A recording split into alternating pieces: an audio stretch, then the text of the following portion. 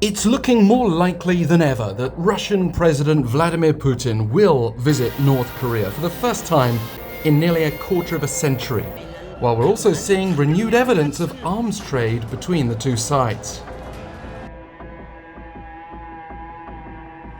First, let's take a listen to this from North Korean state media.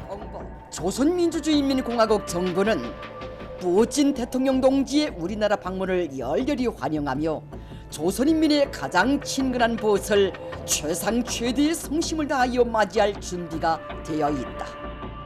This Foreign Ministry statement was issued Sunday via state media after Chief Envoy Choi Sun-hee returned from a trip to Moscow, where she met with various officials last week, including the Russian president himself.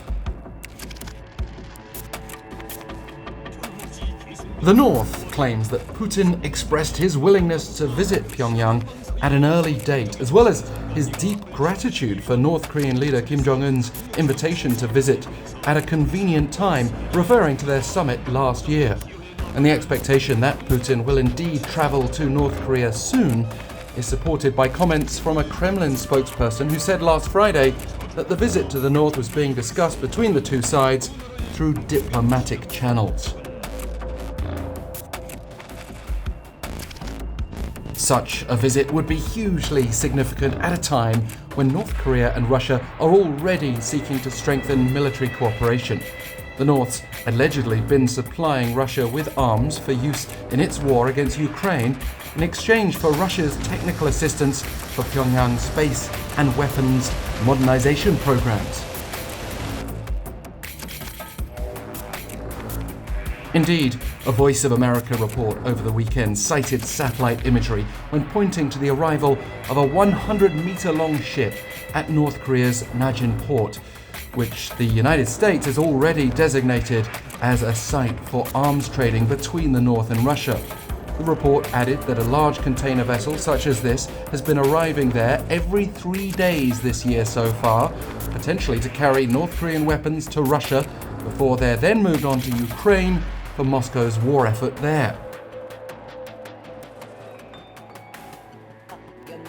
North Korea and Russia have made no secret about being aligned on the war in Ukraine, but they've also been careful not to admit to arms trade, which would be barred by the UN Security Council.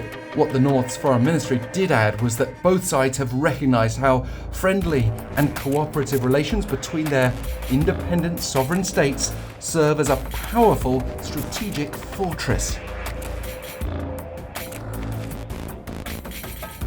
And state media also reported Monday on North Korea's recent participation in the Non-Aligned Movement Summit in Uganda, where the North also directly engaged in talks with Belarus, another country that's been supportive of Russia over its war with Ukraine.